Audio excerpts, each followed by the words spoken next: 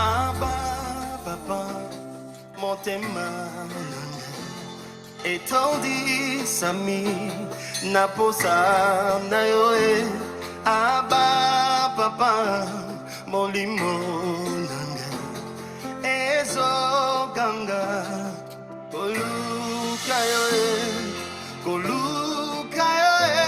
nana kotikateo kotambola na yo osamote mananga kolanda yoe nana kolembateo kungumba mela yo tina bomo idake.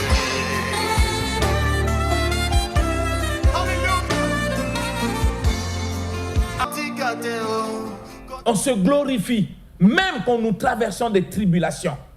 C'est ce que le livre de Romains nous enseigne. Nous nous glorifions même dans les tribulations, sachant que la tribulation produit en nous la persévérance. L'émission Parole de vie avec le pasteur Lévi Nikwe, chaque mardi à partir de 17h10 sur DRTV International.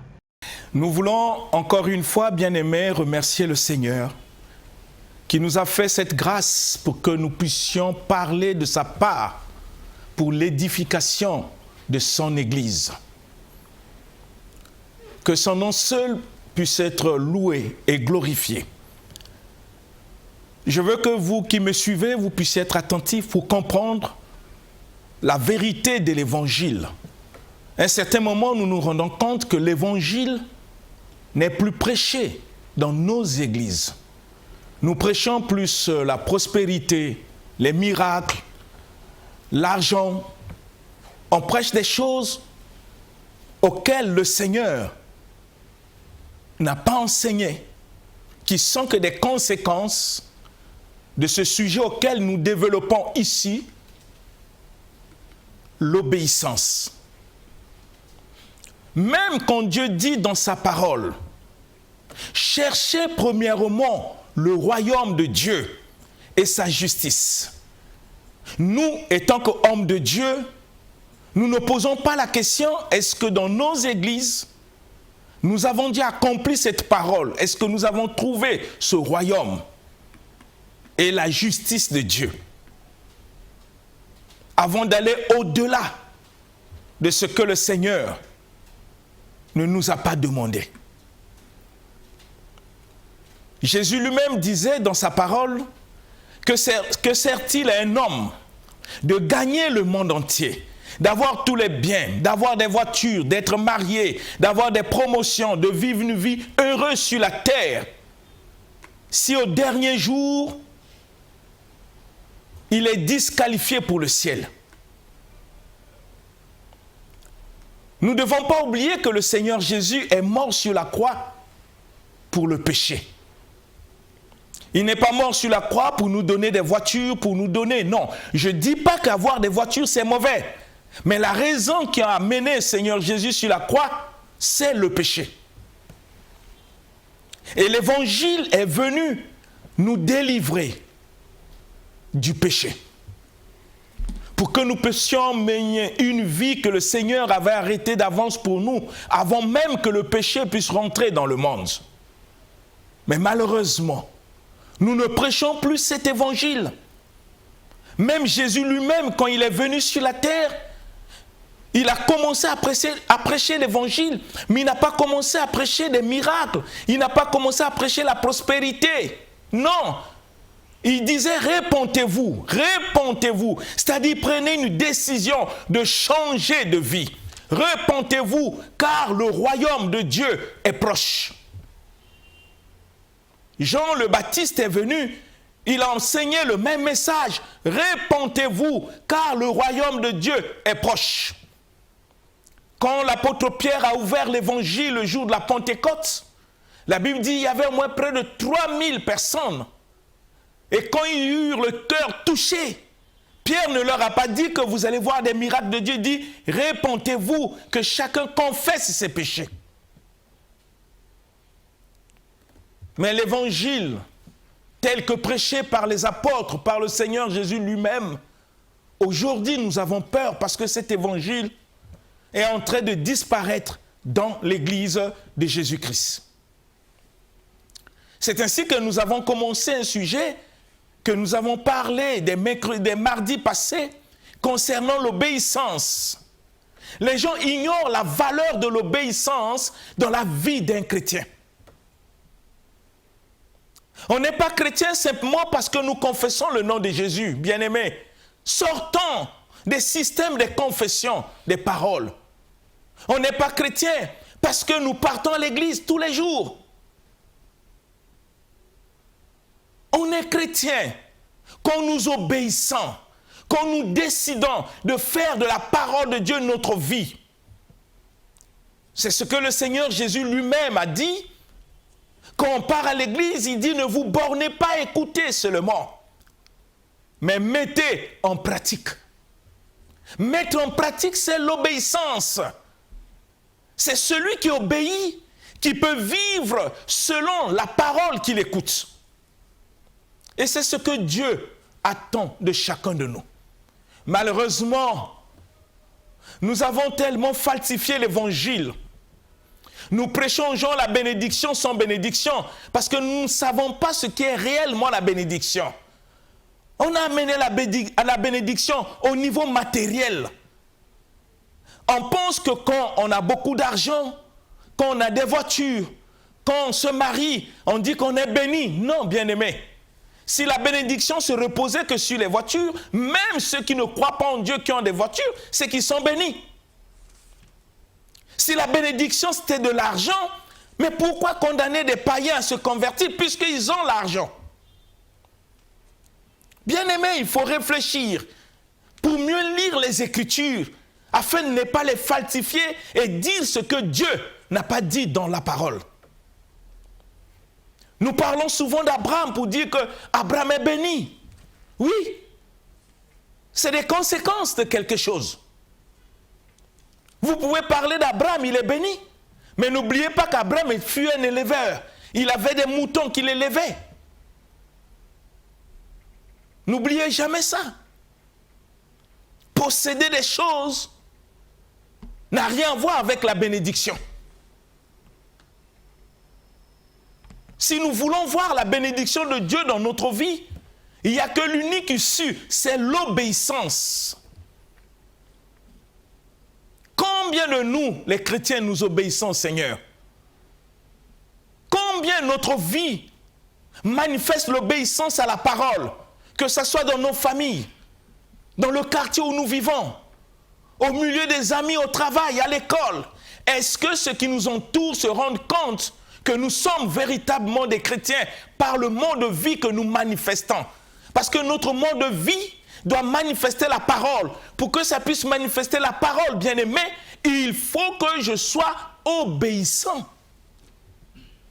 Quand nous voyons comment l'Église fonctionne, le Seigneur a défini des normes, des choses. Parce que ces pensées ne sont pas nos pensées. Je peux pas aller à l'Église avec mes pensées, le servir avec mes pensées, ça ne marchera pas. Quand Dieu dit mes pensées ne sont pas vos pensées, nous devons comprendre ce que le Seigneur attend de nous. Ce qu'il veut voir dans notre vie. Afin que quand nous disons aux gens que nous sommes des chrétiens, nous savons de quoi nous parlons. Réfléchissons, bien-aimés. On est dans le temps de la fin, le temps très difficile, où l'iniquité sera même accrue. Mais il y a la vie que Dieu montre par sa parole, la vie de ceux qui ont cru en lui, comment ils peuvent vivre dans ce monde et surtout dans ce temps où nous sommes. Si notre cœur, bien-aimé, n'est pas prêt à obéir à Dieu, si notre cœur n'est pas prêt à renoncer à nous-mêmes, aux œuvres mortes, il nous sera difficile de rencontrer le Seigneur. Nous ne devons pas oublier que le diable aussi se déguise en l'ange de lumière, bien-aimé. Il se déguise en l'ange de lumière. C'est ainsi que Dieu recommande la voie de l'obéissance. Nous allons commencer à lire d'abord quelques passages pour que vous compreniez la pensée de Dieu, le souci de Dieu pour tous ceux qui se réclament chrétiens, ceux qui s'engagent à le servir. J'aimerais qu'on puisse me lire le livre de Galates. Nous avons lu un peu ces passages, j'aimerais que vous puissiez comprendre ce que Dieu nous demande, ce que Dieu te demande, toi qui me suis, ce que Dieu me demande, moi qui prêche, ce que Dieu nous demande. Il faut qu'on ait une bonne conscience pour comprendre si nous sommes en train de vivre, de pratiquer ce que le Seigneur nous demande. Regardez le livre de Galates chapitre 5. Nous lisons le verset 16 et le verset 17. Galates chapitre 5, du verset 16 au verset 17, dans la version Louis II, lisons le nom du Seigneur. Amen. J'ai dit donc, marchez selon l'esprit, et vous n'accomplirez pas les désirs de la chair. Car la chair a des désirs contraires à ceux de l'esprit, et l'esprit en a de contraires à ceux de la chair. Ils sont opposés entre eux, afin que vous ne fassiez point ce que vous voudriez. Amen. Amen. Bien-aimés, vous comprenez la parole de Dieu. Que dit le Seigneur ici? Qu'est-ce que le Seigneur nous enseigne? Dieu nous dit quelque chose, bien-aimés, de très important dans le livre de Galates, que nous venons de lire. Dans ce Galates 5, le Seigneur nous dit ceci. Marchez selon l'esprit. Mais je vous dis, marchez selon l'esprit. Écoutez bien. Et vous n'accomplirez point les désirs de la chair. Cela veut dire que Dieu nous interdit, à nous qui avons cru, de ne plus accomplir les désirs de la chair. Les désirs de notre propre nature. La vie qu'on était en train de pratiquer avant même de connaître le Seigneur. Parce que Dieu dit, vos pensées ne sont pas mes pensées. Il nous amène sur la voie de l'obéissance à sa volonté. Quelle est la volonté de Dieu dans ce contexte? C'est de ne plus accomplir les désirs de la chair. Bien-aimés, posons la question, comment nous marchons? Comment nous vivons? Est-ce que chaque jour dans notre vie quotidienne, nous sommes en train de faire la volonté de Dieu ou d'accomplir les désirs de notre propre nature?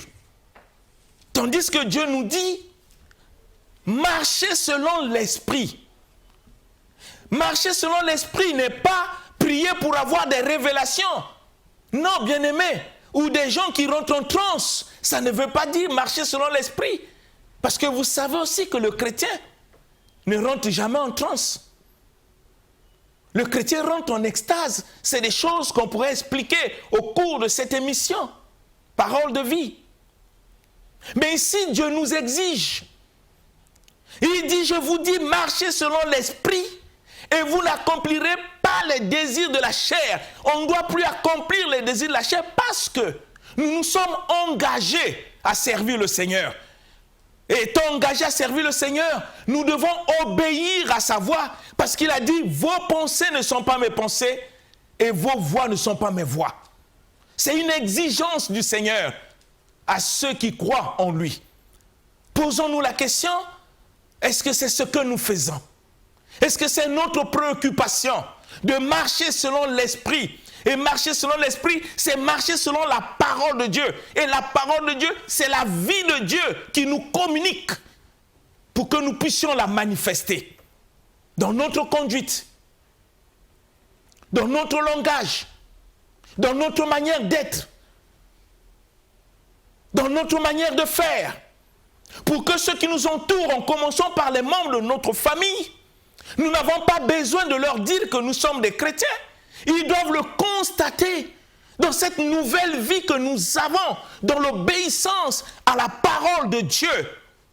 C'est en cela que nous pouvons dire que nous sommes devenus une nouvelle créature. Les choses anciennes sont passées et toutes choses sont devenues nouvelles. C'est ainsi que Dieu dit, marchez selon l'esprit et vous n'accomplirez point les désirs de la chair.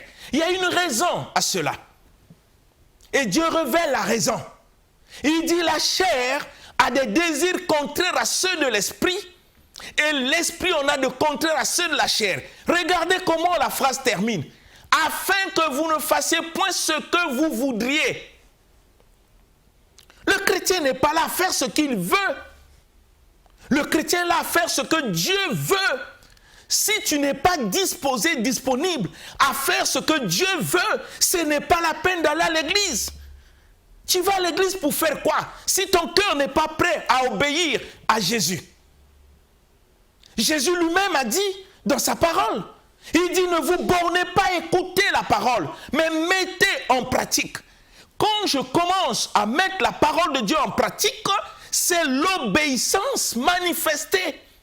Je renonce à la chair pour vivre selon la parole. Comme disait l'apôtre Paul, ce n'est plus moi qui vis, c'est Christ qui vit en moi. Ce n'est pas une confession, bien-aimé, c'est une vie de l'obéissance. Renoncer à soi-même pour manifester la vie de Dieu en nous par l'obéissance à sa parole. C'est ce que nous n'arrivons pas à faire dans nos églises. Comment ceux qui ne croient pas peuvent croire que nous sommes des chrétiens? Comment ceux qui ne servent pas Dieu peuvent venir à l'église si nous qui sommes déjà de l'église, nous n'arrivons pas à obéir à Dieu pour mettre en pratique tout ce qu'il nous enseigne? Mais le païen qui ne connaît pas Dieu, qu'est-ce qu'il viendra chercher à l'église? Comment nous pouvons dire que Jésus est notre Seigneur et nous n'obéissons pas à ce qu'il nous recommande? Lui-même, il a su le dire d'une manière claire. Parfois, nous les chrétiens, nous n'arrivons pas à mieux comprendre la pensée de Jésus. Regardez le livre de Luc, chapitre 6, verset 46. Je suis en train de relire ces choses pour que nous puissions comprendre ce que Dieu attend de nous, bien-aimés. Être chrétien, c'est une vie. Ce n'est pas une confession. Une vie qui manifeste la parole par l'obéissance que chacun de nous doit avoir dans sa vie. Regardez le livre de Luc, chapitre 6, verset 46. Luc 6, 46, lisons le nom du Seigneur. Amen. Pourquoi m'appelez-vous Seigneur, Seigneur, et ne faites-vous pas ce que je dis? Amen. C'est Jésus qui parle. Ce n'est pas un pasteur. Ce n'est pas un apôtre. Ce n'est pas un prophète qui parle. Bien-aimé, c'est Jésus. Il dit, pourquoi m'appelez-vous Seigneur, Seigneur, et ne faites-vous pas ce que moi je dis? C'est une question que Jésus pose, mon frère, ma soeur, toi qui me vois. Tu dis que Jésus est ton Seigneur. Tu dis que Jésus est ton Seigneur, ma soeur, mon frère. Mais Jésus se pose la question, pourquoi dire aux gens qu'il est ton Seigneur si tu n'es pas prêt à obéir à tout ce qu'il te recommande? Cela veut dire que Jésus refuse que quiconque l'appelle Seigneur, s'il n'est pas prêt à obéir, c'est-à-dire à mettre en pratique les recommandations de sa parole. S'il n'est pas prêt à vivre selon la parole, comment tu peux appeler Jésus Seigneur? Il est ton Seigneur en quoi? Si tu désobéis à tout ce qu'il te recommande. C'est lui qui le dit. Parce que dans l'obéissance, il y a du bonheur. Peut-être que nous ne réalisons pas, nous allons voir dans les Écritures.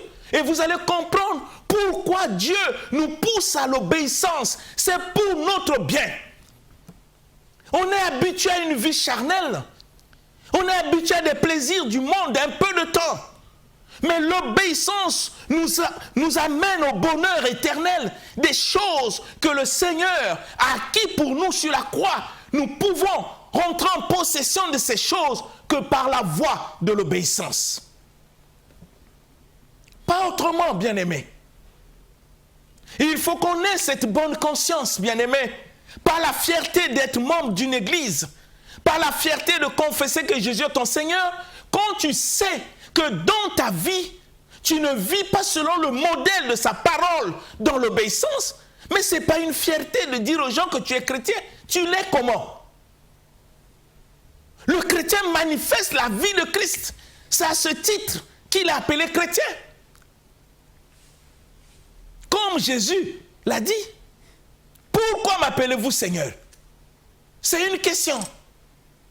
Si vous ne faites pas, si vous n'obéissez pas à ce que moi je vous dis, pourquoi m'appelez-vous Seigneur?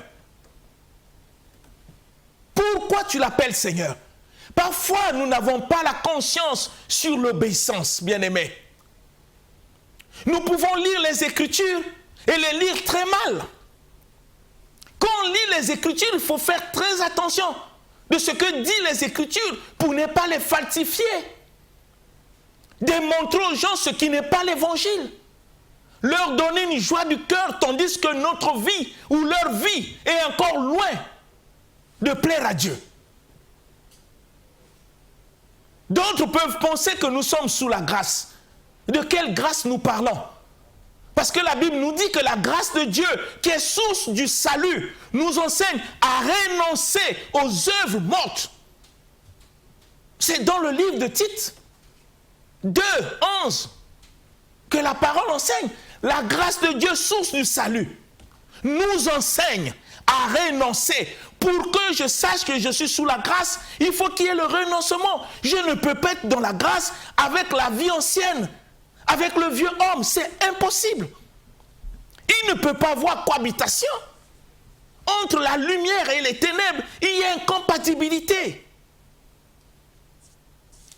Qui sommes-nous?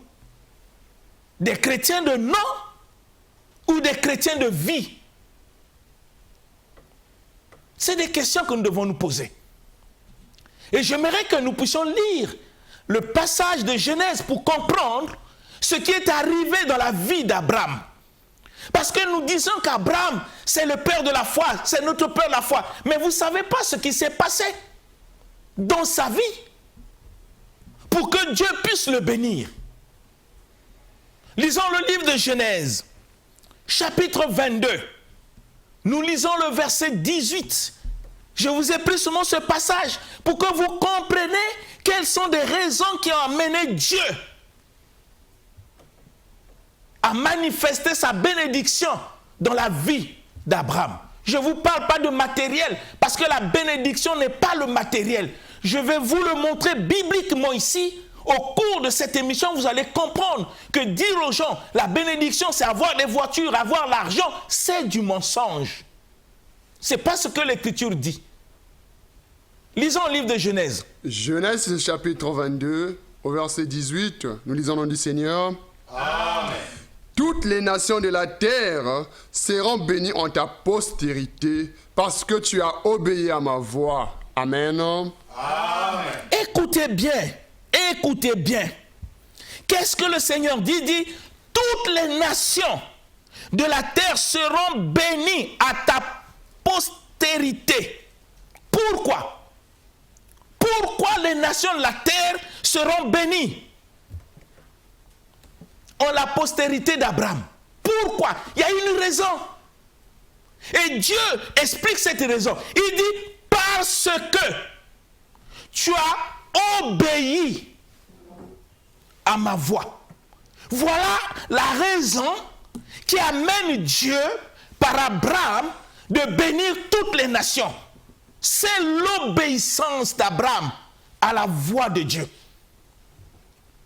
Vous comprenez, bien aimé, les Écritures. Quand les Écritures parlent, l'Écriture est claire.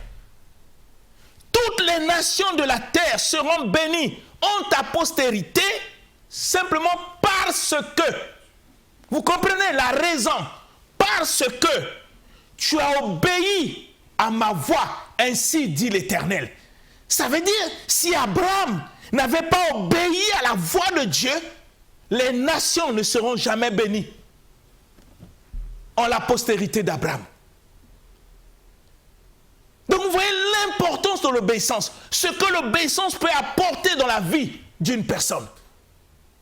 Quand Dieu a demandé à Abraham de quitter sa patrie, Abraham n'a pas résisté. Il a obéi. Il a manifesté la soumission à la volonté de Dieu. Et il a quitté. Mais nous, c'est difficile. Parce que quand Dieu nous dit de quitter le péché, mais il nous est difficile. Il nous est difficile. Parfois on vit comme des hypocrites. Mais Abraham, si Dieu a béni les nations en la prospérité d'Abraham, ça veut dire qu'Abraham a manifesté l'obéissance à la voix de Dieu. C'est ainsi que Dieu au retour a dit à Abraham, toutes les nations de la terre seront bénies en ta postérité, parce que tu as obéi. Mais pour toi, la bénédiction viendra pourquoi? Ça viendra pourquoi? Tu me diras, oui, Christ est mort sur la croix pour nous, mais il est mort sur la croix pour nous, non pour nous pousser à vivre dans le désordre. C'est afin que nous décidons. C'est afin que nous puissions nous repentir. C'est afin que nous devenons des nouvelles créatures auxquelles les choses anciennes sont passées et que toutes choses sont devenues nouvelles. Voilà les raisons de l'œuvre de la croix. Si je continue à vivre comme un païen, quel est l'impact de l'œuvre de la croix dans ma vie? C'est l'obéissance. Et vous allez voir que cette obéissance ne s'arrête pas à l'obéissance d'Abraham. Se répand jusqu'à sa postérité. C'est extraordinaire. Et Dieu lui-même, il parle pour confirmer cela. Mais parfois, nous lisons mal la Bible. Nous avons l'impression d'être comme des mondiaux, de chercher à Dieu des bénédictions. Seigneur, bénis-moi, mais ma vie est comment? Est-ce que ma vie manifeste sa parole? Même la Bible dit dans le livre de Romains que nous avons eu le baptême afin de marcher en nouveauté de vie. Mais pour marcher en nouveauté de vie, il faut l'obéissance. C'est une décision qui vient du cœur. Il faut décider de faire de la parole de Dieu ta vie. Et en décidant de faire la parole de Dieu ta vie, il y a des sacrifices que tu dois faire pour ta chair, pour ta vie passée. Renoncer à beaucoup de choses qui font plaisir à ta chair afin de plaire au Seigneur. C'est un problème de conscience de chacun. Dieu ne nous force pas, mais il nous montre la voie du bonheur. Le chemin par excellence, qui est l'obéissance. Est-ce que nous obéissons vraiment à Dieu? Par notre conscience. Toi qui me vois à la télé, toi qui m'écoutes, toi qui as passé beaucoup des années dans le Seigneur, est-ce que ta vie manifeste l'obéissance comme l'apôtre Paul a su le dire? Ce n'est plus moi qui vis. Vous voyez que même l'apôtre Paul savait que l'obéissance est la voie par excellence. Parce que ceux qui obéissent sont des femmes et des hommes qui ont la foi. Parce que si la foi vient de ce qu'on entend, et que ce qu'on entend vient de la parole de Christ, et que cette parole, je n'obéis pas, ma foi sera fondée sur quoi? Ma foi à moi, ta foi à toi, notre foi. Si nous n'obéissons pas à cette parole de Christ, notre foi sera fondée sur quoi? C'est ainsi que l'apôtre Paul, dans le livre de Philippiens, il disait: je regarde toutes choses comme de la boue, comme une perte, à cause de l'excellence de la connaissance de Jésus. J'ai renoncé. Il parle du renoncement parce qu'il connaît Jésus. Il a pris une décision de ne plus vivre dans la chair, de faire exactement ce que le Seigneur attend de lui selon sa parole. Il a renoncé. C'est ainsi qu'il pouvait dire publiquement: ce n'est plus moi qui vis, c'est Christ qui vit en moi. Cela veut dire, tout ce qui est ma vie n'est que la manifestation de ce que le Seigneur a recommandé dans sa parole. Et la voie par excellence pour vivre cela s'appelle l'obéissance. C'est une décision que nous devons prendre. Le chrétien, c'est la personne la plus consciente. Ce n'est pas quelqu'un qui rêve des révélations qui n'existent pas. Parce que la parole de Dieu, c'est la plus grande révélation de Dieu, de sa parole que le Seigneur a donnée à l'humanité. Tout ce que Dieu a voulu dire à l'humanité, il a dit dans sa parole. Tu veux savoir comment sera la fin du monde? Lis la parole. Tu veux savoir comment vivre dans la sainteté? Lis la parole. Tu veux comprendre ce qui sera l'enlèvement? Lis la parole. Nous ne pouvons pas nous cramponner dans des pseudo-révélations en fouillant que la parole que nous écoutons transforme notre vie pour que nous devenons ce que Dieu attend de nous, en devenant nous-mêmes cette parole faite chair. Réfléchissons. Regardez le livre de Genèse 26. Vous allez voir comment Dieu parle au petit-fils d'Abraham, Isaac. Comment Dieu manifeste sa bénédiction dans sa vie. Mais ça part de loin. Regardez le livre de Genèse 26. Nous lisons le verset 2 jusqu'au verset 5. Genèse chapitre 26, du verset 2 au verset 5, nous lisons au nom du Seigneur.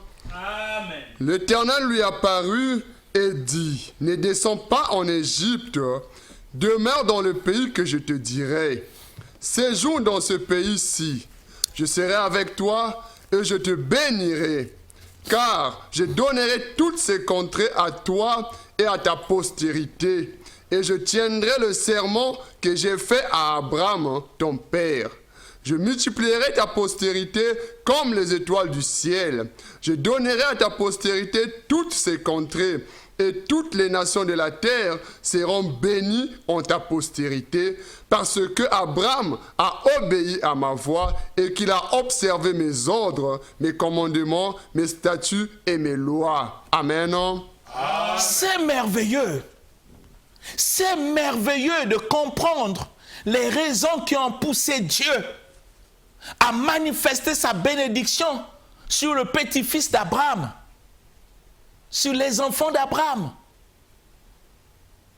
Ça ne vient pas parce qu'il chante Dieu, parce qu'il le loue. Mais c'est l'obéissance qui a ouvert toutes ces voies.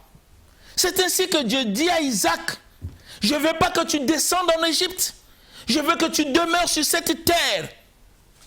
Il dit, je serai avec toi et je te bénirai. Voyez comment je te bénirai. Et Dieu continue dans le verset 4. Je multiplierai ta postérité comme les étoiles du ciel.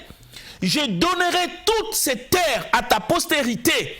Et toutes les nations de la terre seront bénies en ta postérité. Il reprend les mêmes phrases, les mêmes mots qu'il a dit à son père Abraham.